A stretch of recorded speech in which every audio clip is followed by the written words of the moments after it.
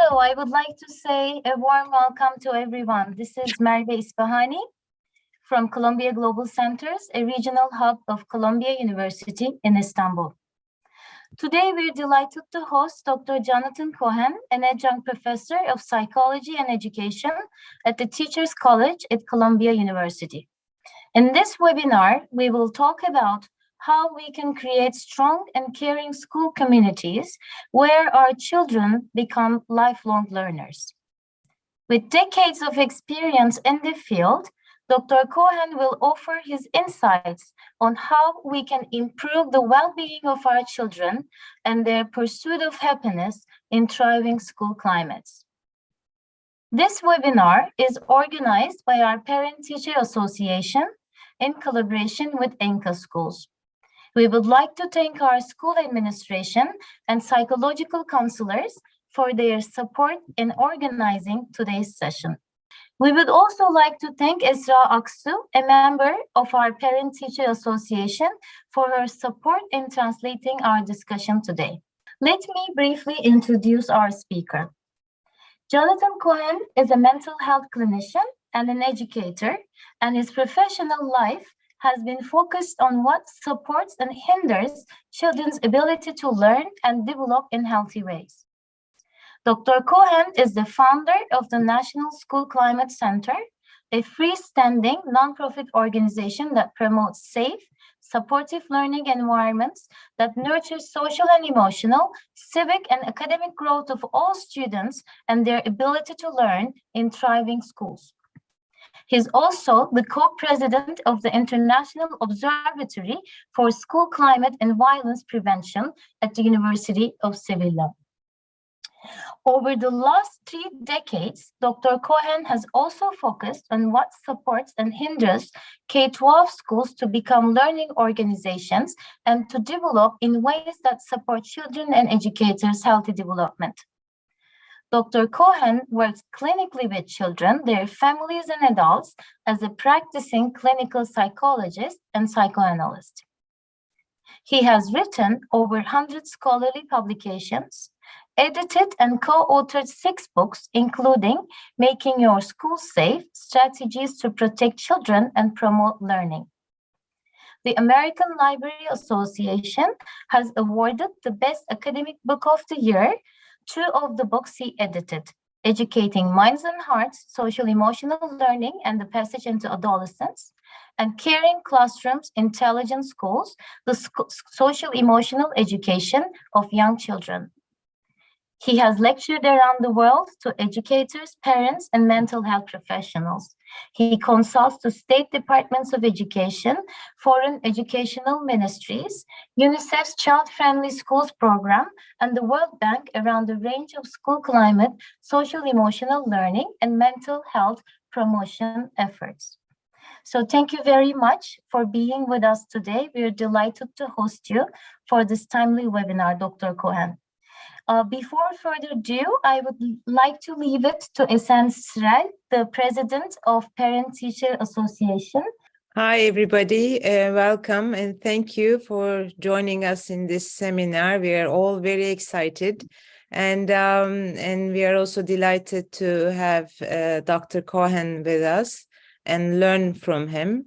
Dr. Cohen originally also, in fact, asked the students to be present, but we thought the school thought that wouldn't be appropriate for several reasons, and we agree with them. So in this today, we have parents, we have teachers, we have our principals. So it's gonna be almost whole school community.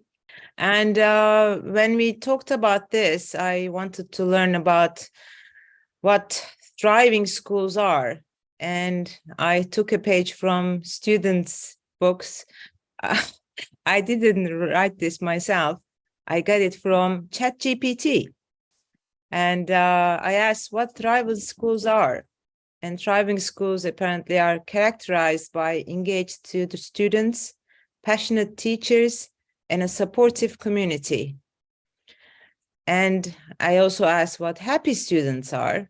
And ChatGPT told me that happy students are those who feel satisfied, engaged, and fulfilled in their academic and personal lives. They enjoy learning, have positive relationships with their peers and teachers, and feel motivated to achieve their goals. And happy students tend to have higher academic levels. So that's what I learned. And I'm sure Dr. Cohen is going to give us much more details. And we are also excited to hear your questions and your contributions from all our parents and teachers, please. And I'm giving you a warm welcome, Dr. Cohen, and all our ENCA community. Thank you for joining us.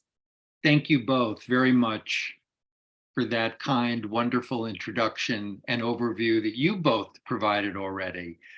Next slide, please. I'm going to very briefly talk about a science of student learning. What have we learned through educational and psychological and developmental research over the last 30 years or so?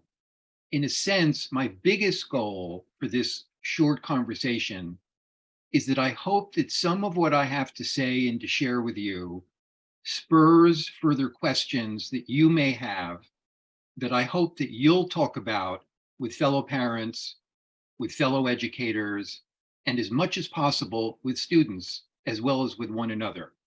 Because I'd like to save time for all of us to talk together, I'm going to be covering a lot of information very quickly.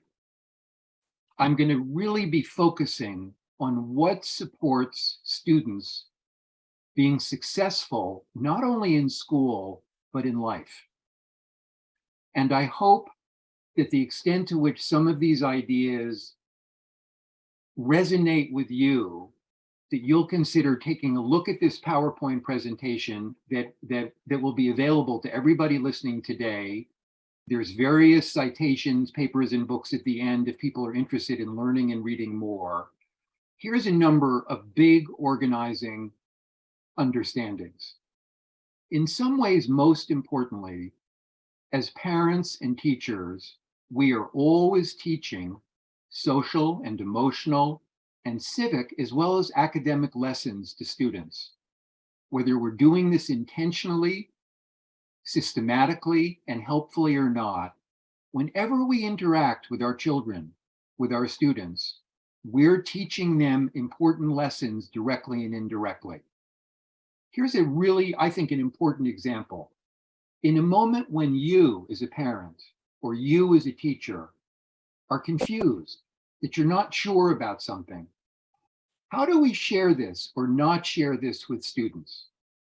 Both as a mental health professional, but also as a teacher and a learner working with school systems around the world, one of the things that I've learned again and again and again is that students are so often somewhat embarrassed, even ashamed in those moments when they're confused.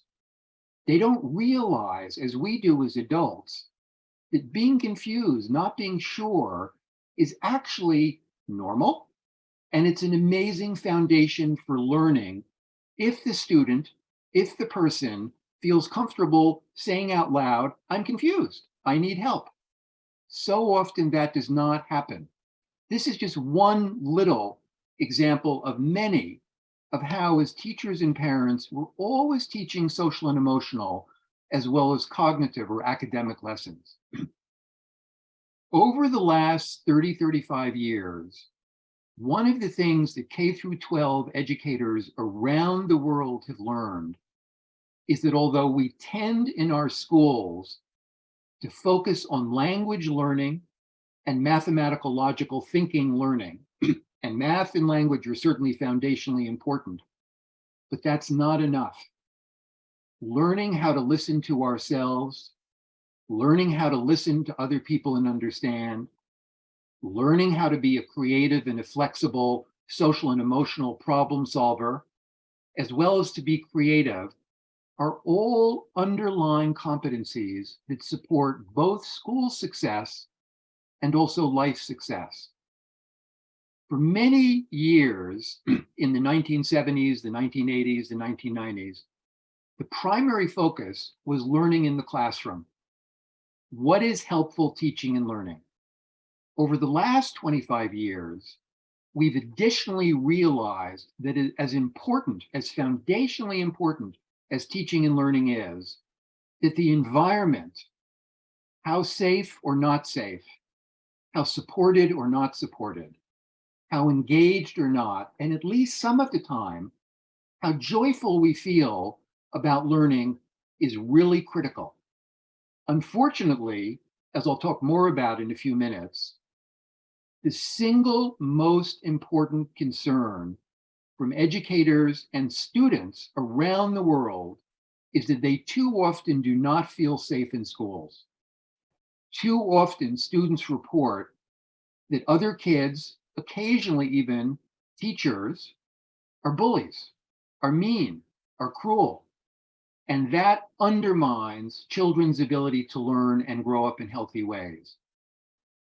Being engaged as a learner, whether we're a student or an educator, is one of the most important goals that support schools becoming even more healthy, even more supportive of student learning. So I'm going to come back to engagement again and again.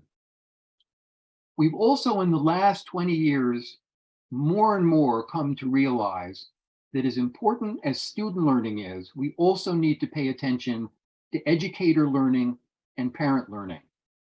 It's just like if we're in an airplane and the airplane gets into trouble and one of those air masks drop down, we all know that before we put that air mask on our child, we have to take care of ourselves.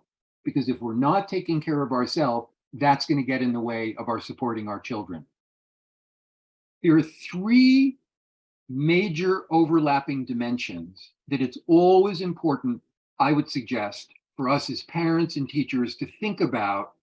What are we doing? Systemically or school-wide or home-wide, are we as parents and teachers taking steps to intentionally support students feeling safe and cared for? Historically, when we think about safety in schools, we've always thought about physical safety. But over the last 40 years or so, there's been a growing appreciation that we also need to think about how safe are people feeling intellectually? How safe are people feeling socially and emotionally, as well as physically? So this is one of the important questions that some of you may want to talk with the PTA about, may want to have further conversations with educators about, and educators with other educators and students.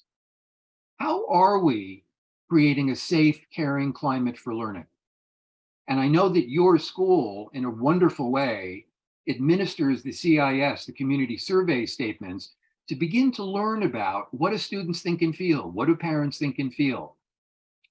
A second critical dimension is, what are we teaching at the dinner table? What are we teaching in the classroom?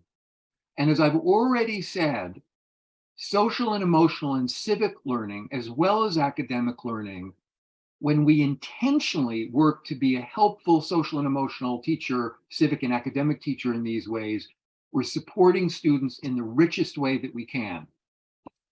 Finally, one overlapping truth is that in many ways, human life comes down to the 3 R's: relationships, relationships, and relationships.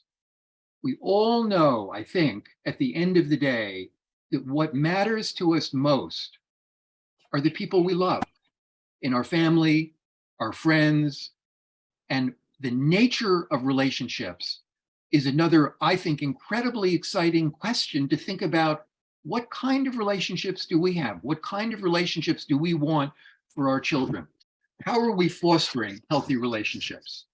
In the world of K through 12 education, this term, school climate and culture, has been used more and more. And it's because there's now so much research support for the idea that when students and educators feel safe, supported, and engaged in schools, healthy development is fostered and student learning is fostered. And this is one way that people have thought concretely about what is school climate? How are we integrating the 3 dimensions, the school-wide, the teaching and learning, and the relational that I just mentioned? Let me just give one example: norms.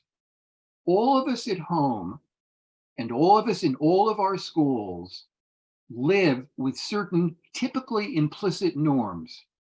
For example, socially, if you see someone who's hurting or being hurt, what is your expectation as a parent? What is your expectation as a teacher? Are we teaching our children that if someone else is hurting or being hurt, is it okay to literally and figuratively just walk on by and say, that's not my problem? Or do we, in different ways at the dinner table, in the classroom, on the athletic field, talk about how we all have a social responsibility? If someone's hurting or being hurt, to do something. Now, some of you are probably thinking, okay, but that's not so simple. It's not always such a simple question what to do if I see, for example, if I'm a teacher or if I'm a fellow student and I'm walking down the hallway and I see a group of students being really mean to another student. Students around the world often say to me, but Dr. Cohen, if I say something, that actually may make it worse for the student getting bullied, or I may get into trouble after school myself. And that sometimes is true. But what's important, I would suggest, is that there's conversations about what does it mean to be socially responsible? In a very concrete way, I would suggest that one way of thinking about a school improvement process is that ideally educators and students and parents all think about the following three questions. First, what kind of school do we want our school to be? Can we develop a shared vision?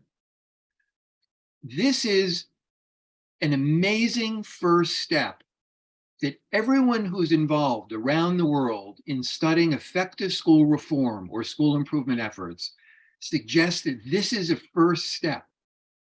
Your school, the Enka School, has the opportunity, if you want to use findings from the CIS, the Community Survey Statement, to begin to have conversations about how can we agree about something that all of us, students, parents, and educators together, want.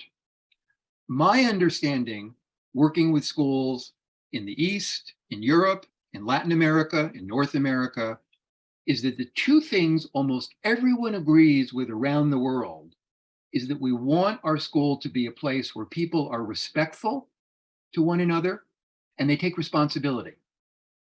But what does that mean, to be respectful? What does that mean, very concretely, to be socially responsible?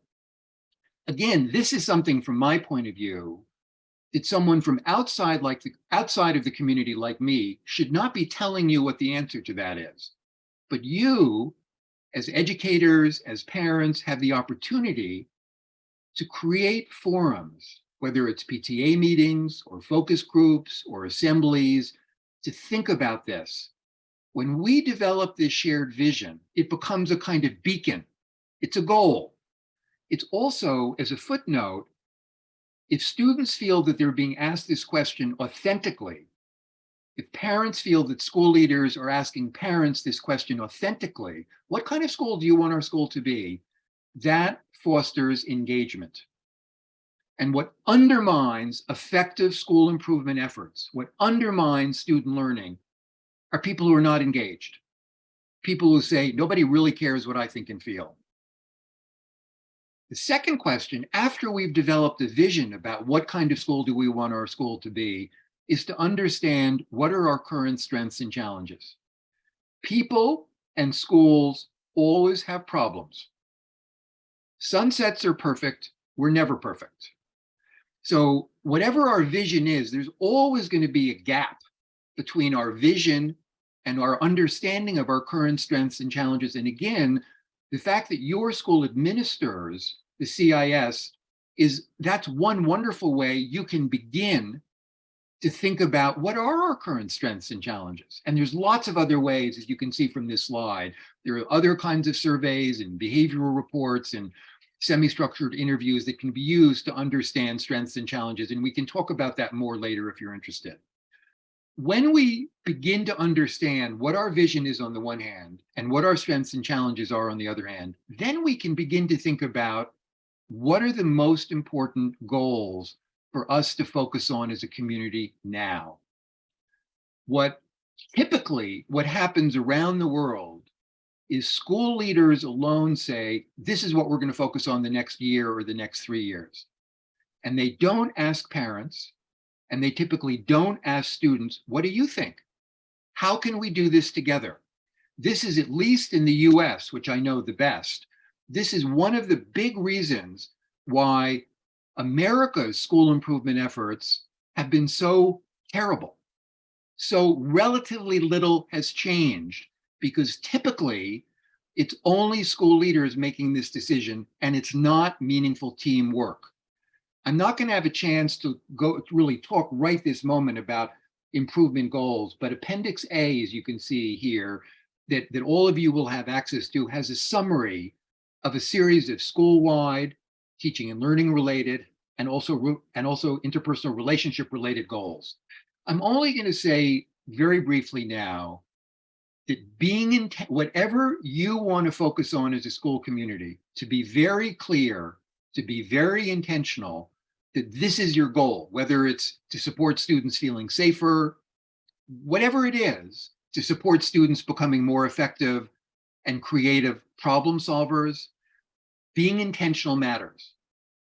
Being strategic matters in the following way. Realistically, a school, in my experience, can only focus on 1 or 2, maybe 3, but even 3 is a lot, new improvement goals for a given year or even a given 3-year period. And finally, as I've said already, being fundamentally collaborative, or foundationally importantly, recognizing what do students think and feel? What do they care about? Or supporting what I sometimes call intergenerational school improvement efforts, where students are learning and working with educators and parents. Over the last 20 years, this is maybe the most important lesson that I have learned, that including students in this process makes a world of difference and supports meaningful change that can last. People around the world are concerned about bullying. I've actually come to not like the term bullying, even though I'm often contacted as a quote unquote bullying expert. The reason I don't like it is that so often educators are being told, report if you see a bullying incident. And educators get really confused, understandably so, with what's often referred to as the scholarly definition of bullying. Researchers use 3 criteria to say this is bullying or it's not bullying. 1, that it's one person or a group is intentionally being mean to another person or group. 2, that the bully has more power than the target of the bullying. And 3, that it's a repetitive experience. As a parent, as an educator, as a mental health professional, what I care about is, are students feeling safe or not? And there's a much wider spectrum of experiences that undermine students feeling and being safe in schools. At one end of the spectrum, as we all know, it's very common that we misunderstand the other person. You might say something to me where you're not intending to be mean, but for whatever reasons, what you are saying or doing lands on me in a way that I feel, oh my gosh, that person's being really mean to me. That can be a misunderstanding. An overlapping truth, and we all know this, is that all human relationships, whether it's with our partner, our romantic partner, whether it's with our child, with a colleague, with a student, conflict is normal. Conflict is just part of human relationships. Unfortunately, many people don't know how to manage conflicts in a way that can support learning. There's also microaggressions or minor moments where, again, one person may say something which is really landing on the other person in an offensive way. In my experience, another important factor that undermines students feeling safe in schools is that 1 in 5 high school students struggles with a major mental illness. 1 in 5. That is much more than most people realize. And people that have serious psychiatric problems, unless this is talked about, and typically it's not talked about, it's scary. Certainly it's scary to other students and often to adults. There also were certainly many instances where people are verbally, or now more and more in the world of cyberspace, acting in disrespectful and mean ways. Another factor that undermines students feeling safe in schools is punitive methods of discipline or classroom management. Actually, at Columbia University, at Teachers College, where I work, many young teachers are taught that the way to manage a classroom is by punishment and threats. Punishment and threats tends to have a short-term effect on the student's behavior, and it always makes things worse in the long run. So this is a whole nother world of conversation. How can we manage a classroom in non-punitive ways? Another incredibly common and rarely talked about phenomena in middle schools and high schools around the world is sexual harassment. And not only date rape and rape, which are extraordinarily prevalent, and again, tragically, I think horribly, typically not talked about, but there's also many what I call gray zone sexual, social, and emotional experiences, or instances where typically the girl, sometimes it's the boy, but the girl has mixed feelings about going the next step in a sexual way. But because the issues of consent and how do we figure out what to do if we're not sure is rarely talked about, it's disturbingly common that students end up feeling harassed, if not abused, and even raped.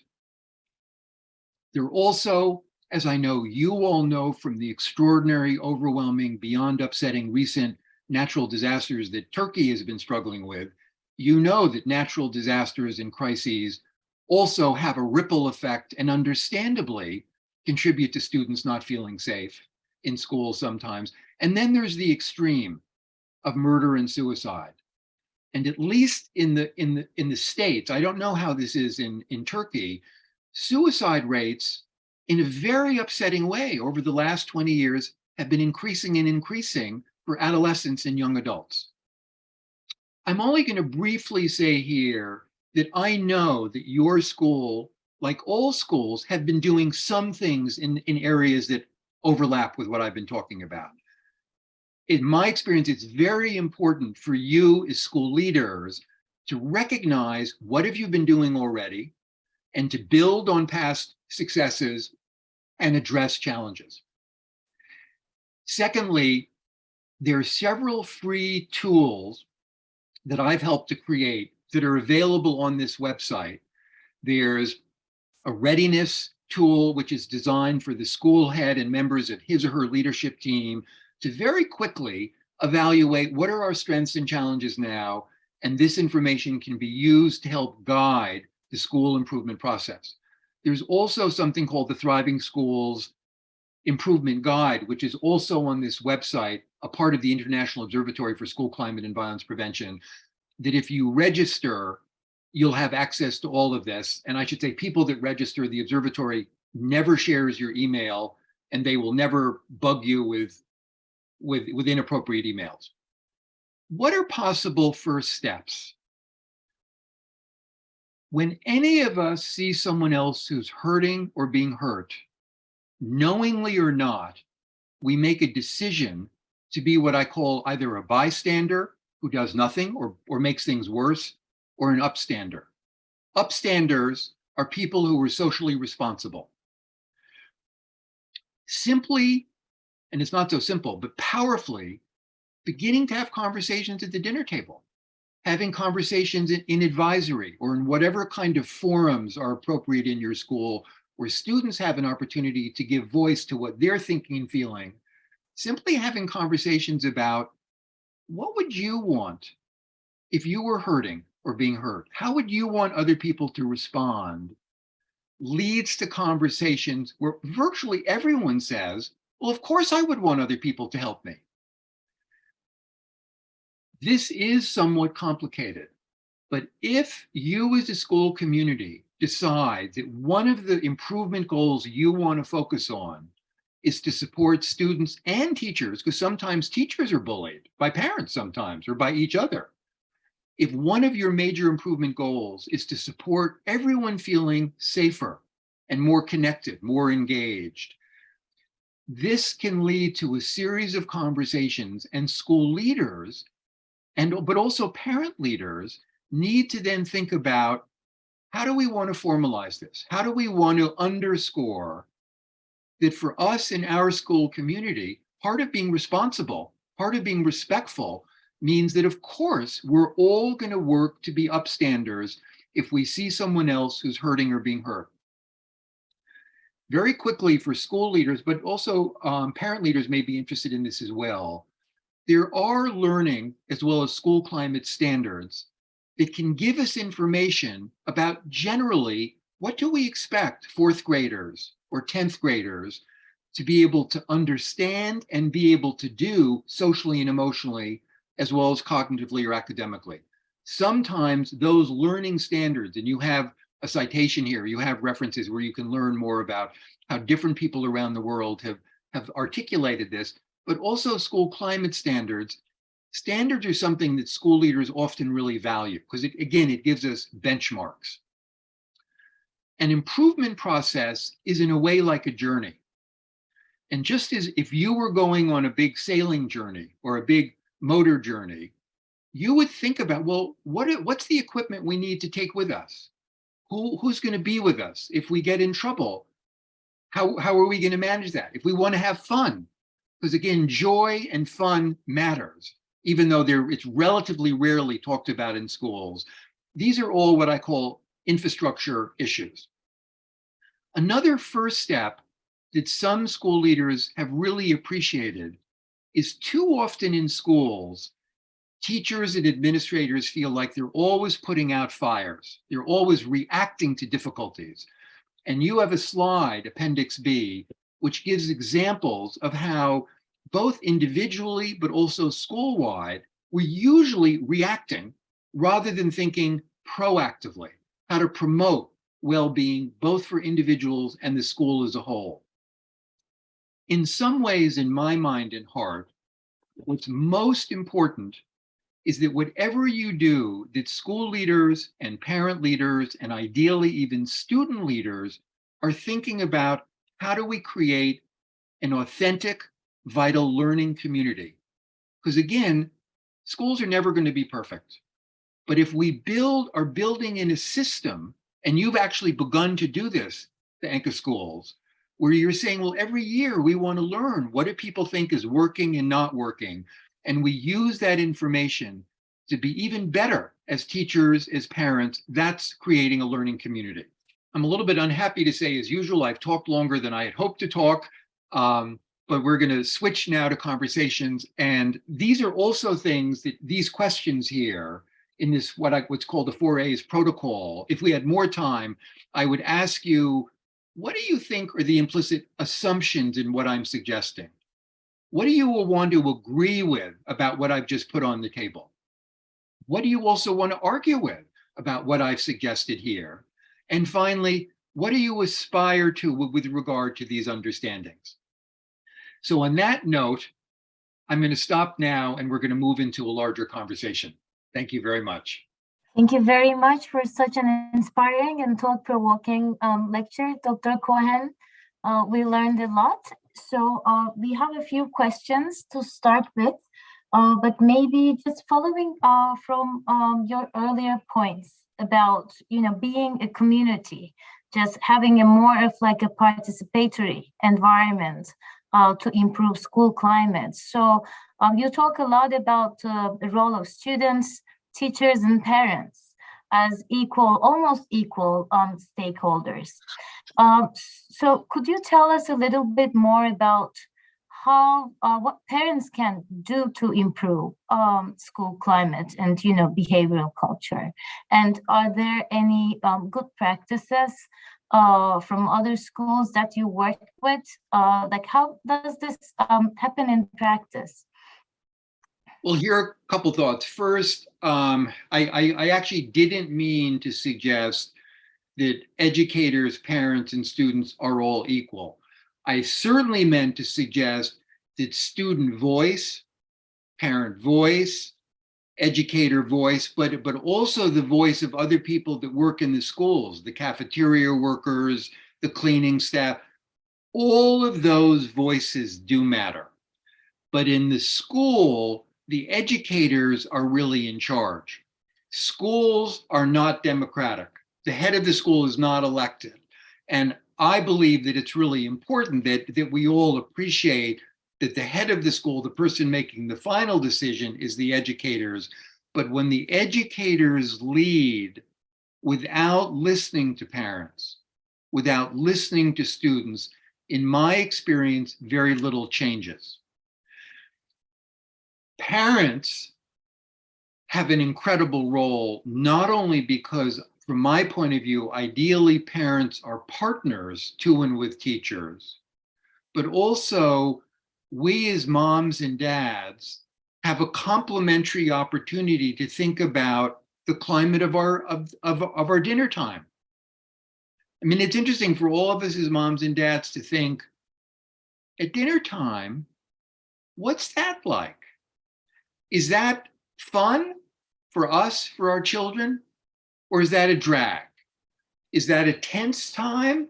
Or is that a time where people are able to really listen to one another, to communicate, and to a greater or lesser extent, learn together? I'm saying learn together because even though as parents, we obviously know so much more than our children know. But the other truth is children know certain things that we don't know.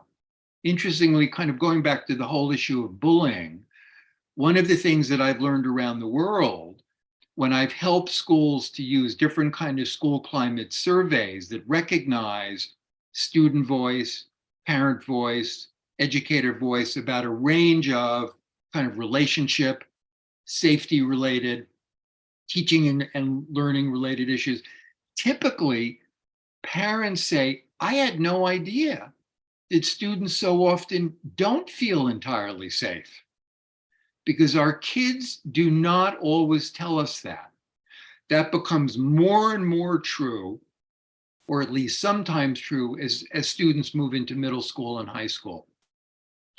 So as I think is actually happening at your school, for PTA leaders to reach out to the school and in your own way, as I think you're doing, to say, we want to be your partner. We want to understand how can we support our children, both as parent-teacher partners, but also at complementing what you're doing at school with what we're doing at home. So here's one little example, but it's a meaningful example. Let's say your school decides, and I'm not saying you should do this, but if you decide that one of the things you want to focus on is to create a culture of upstanders. You want to create a culture where everybody, students, educators, parents, appreciate and have agreed to that if we see someone else who's hurting or being hurt, we're going to do something. Using the same language, whatever you decide, whether it's the term upstanders or you may have another term in Turkish that you use already, that alone, developing shared vocabulary, is a meaningful best practice. We all know as parents and teachers that one of the ways all children learn is they're copycats. One of the things kids copy is the language, the phrases that we use. When kids begin to use, let's say, a term like upstander, I'll just use that as an example, or the importance of being socially responsible. When kids begin to use that language, that literally begins to shape how they think. How we think literally has an effect on our behavior. So something as simple as PTA leaders and school leaders agreeing that we're going to talk about a given goal, whether it's focusing on something positive or addressing something that's problematic, that's one of many ways that in fact we can be a partner. The other thing parents can do is they can encourage other parents to become involved. Because sometimes, and I'm not sure how this translates, so to speak, at your school, sometimes school leaders say to me, Jonathan, I feel so frustrated. I want to reach all of our parents, but half of the parent body never comes to school, except for maybe, the one, parent teacher, the one parent teacher meeting once or twice a year. So those are a couple thoughts. Thank you very much. And then following from that, another question.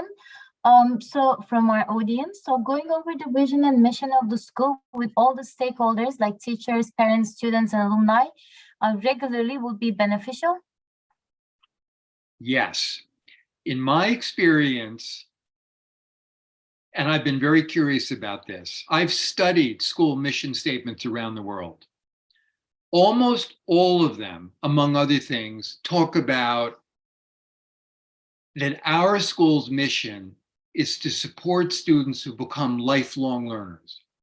Our school is a place where students learn how to be responsible and respectful and engaged members of the community, among other things. But interestingly, in my experience, most people around the world say, well, I'm not even sure what our school's mission statement is. I mean, I know it's there, but we never talk about it. So as you may be saying implicitly, one of the opportunities you have, if the school leaders support this idea, again, because I'm very respectful to the authority that your heads of schools have, if they were supportive of this, and I suspect they will be, because almost everyone is, it's an interesting exercise, more than exercise, it's important conversations for parents to have with parents, for educators to have with educators, with kids to have with other students. What do we think about your school's mission statement? How are we actually living that? How is that true or not? For example, in so many schools I've been to, in the mission statement, we talk about lifelong learning. But so many schools, the primary focus is learning language, how to be a good reader, how to be a good writer, how to be a critical thinker, all incredibly important, but also how to do really well at math, or how to learn how to think in a mathematically, logically informed way. Those are two really important abilities, competencies. But so many students and parents around the world say to me, but in our school, that's the only thing we focus on. So if your school does have a statement about lifelong learning, it's potentially very interesting to have conversations about how are we teaching our students, not just to be linguistically and mathematically competent, but to be artistically competent, to be physically competent, to be morally competent, to be civically competent, and to be socially and emotionally competent. Thank you. We have a question from one of our teachers, Eren Arslan, our teacher at the middle school, and he says hello, and he asks how he can become a better teacher. So thank you very much for such a generous, sincere, and kind question. Well, here's what comes to mind. First, think about who have your favorite teachers been? When you were in elementary school, in middle school, in high school, in college, who were your favorite teachers? My strong hunch is you're thinking about someone, or hopefully several teachers, who you felt really cared about you as an individual. They were really attuned to your strengths and healthy passions and your weaknesses. and they were someone who felt like a partner of a sort. So one question is, how are you as a teacher already evidencing those qualities of caring and attunement to your individual students, which I do appreciate, having been a teacher a long, long, long time ago, is easy to say, but hard to do if we have 18 kids in our class. I'm not exactly sure how many students you have in your class, 14, 20, somewhere in that range. That's challenging. Most people do not appreciate how challenging being a teacher is, and what, I mean, to me, there's almost no one more important in society than our teachers, because you're teaching future generations. There's also a lot of additional information, and I can send information about this. There's a wonderful website called Edutopia, EDUPIA, Edutopia. It was started by a man named George Lucas, who was the filmmaker that did Star Wars. And this website has teacher-friendly videotapes and information all about your question. What does it mean to be the best teacher we can be in terms of managing a classroom, in terms of being an intentional social and emotional as well as academic teacher, in terms of our being an ongoing learner ourselves? Because remember, we all know the first way, in some ways, I think the most powerful way that we're a teacher, both in the classroom, but also at home as a parent, is by our own behavior. What kind of role model are we?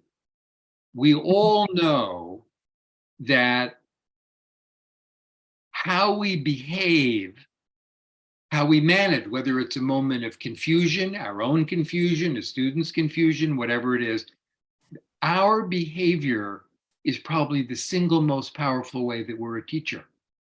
So it's interesting, I think, for all of us as educators, as moms, as dads, to think about, well, what does our behavior teach?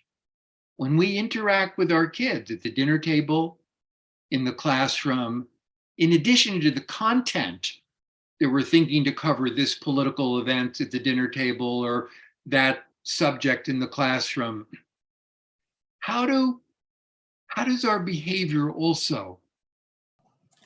We have many questions coming in, so maybe I'm going to read, in the interest of time, I'm going to read a few questions, and then maybe you can go from there. Dear Mr. Cohen, many thanks for your fine presentation, making me think of matters that I haven't realized before in terms of education process. As you pointed out 3 times, it seems that the relationship factor with the educator's friends environment is of crucial importance when it comes to have the best out of education. And I was wondering, how shall we tackle this matter when we interact with our children, making them understand this game changer as easy as possible? How should schools make fundamental education system change as far as timeline is concerned? How can students adapt to a new mission statement where they have been educated with another approach since the beginning of their education at the same school? Another question, our mission, like many institutions, is not a living statement. So what do we need to re-energize this statement? And another question, what kind of communication instruments or channels can we use in school environment to be proactive, not reactive? I love all these questions. I'm also more than a little bit overwhelmed. There's so many questions. And I unfortunately know that I'm not going to be able to address all of them now. Perhaps there's a way that I might be able to actually in writing respond to some of these questions, and you might be able to share that. And I'd be interested in what people think and feel. But let me say a couple things about a couple of those questions. Meaningful improvement and change in schools happens slowly. So I typically, when a school comes to me and I'm working in an ongoing way, every month, for example, with the school. And they say, as often has been the case, we have too much bullying, we want to change that. Very little changes in less than a year. I, in fact, often say, let's take stock with where we are now, and let's think about this goal to support students, but also teachers feeling significantly safer, socially and emotionally and intellectually as well as physically. Let's think about this as a 3-year process. That you can see major transformation over a 3-year process, but it's slow.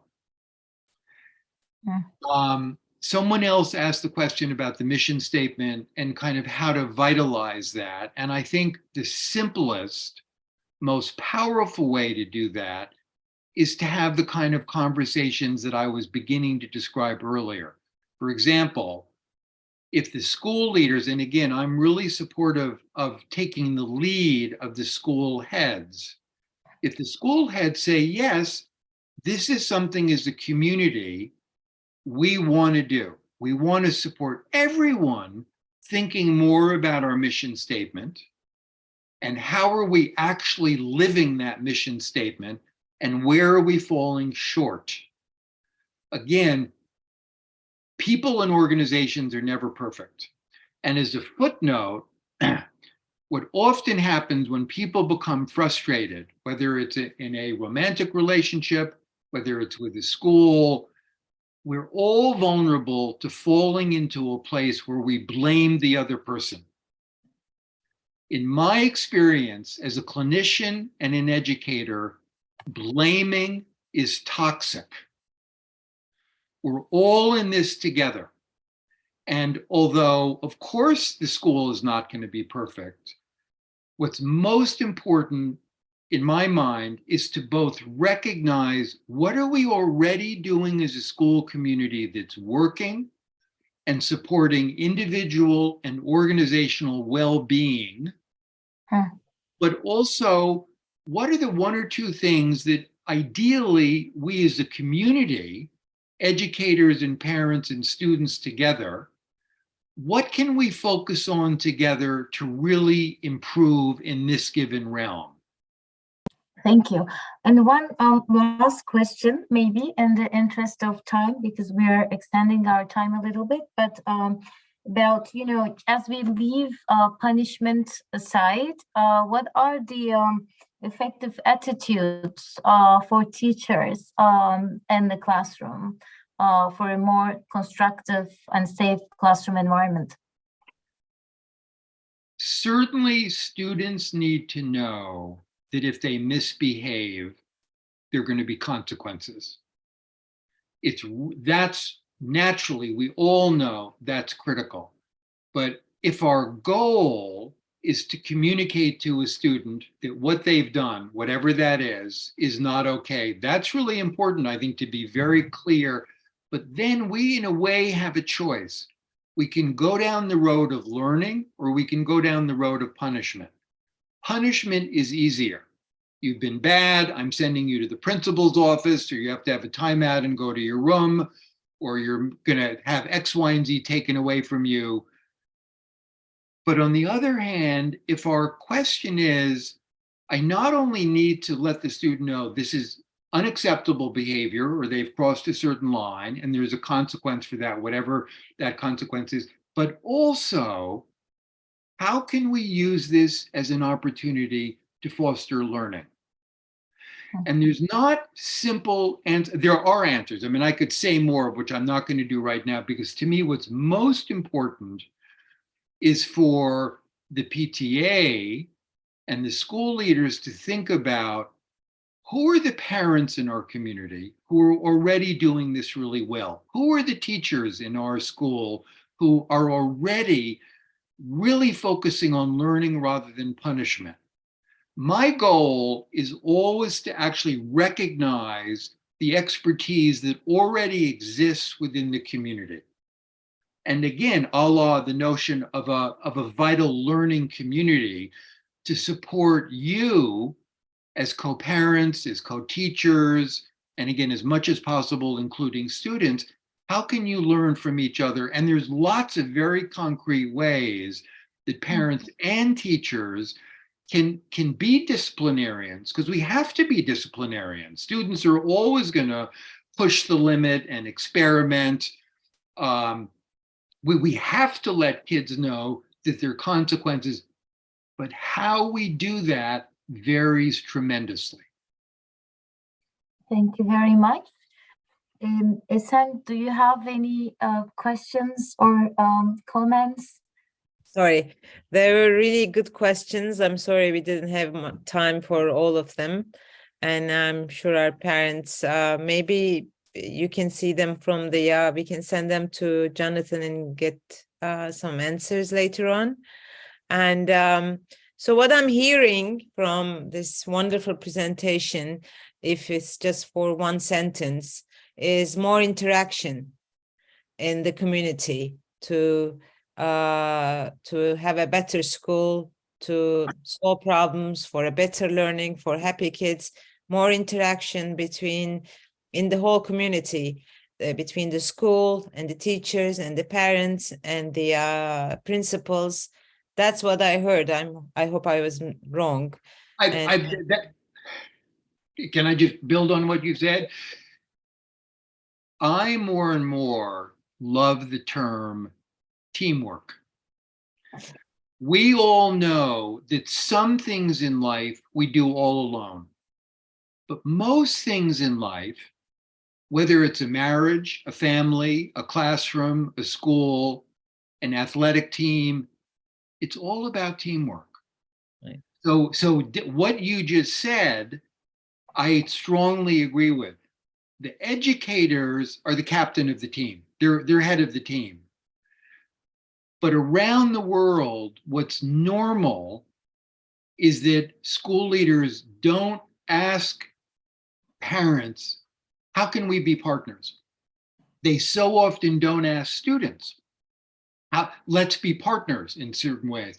And in many ways, that's understandable, because in my experience in colleges of education, departments of education, historically, certainly in the States, but I think around the world, there's been very little focus on recognizing student voice and including students in our learning, in our school improvement efforts, or what I call intergenerational school improvement efforts. But teamwork, I'm with you, is foundationally important. Thank you very much for this wonderful presentation and wonderful seminar. I hope this is the first of many, because we couldn't cover all the subjects. It's really, there's a world out there, but thank you very much. My pleasure and honor. Yes, I mean, you really exposed us to this series of questions. It's like an ocean. It feels like an ocean, but thank you very much for this very insightful introduction.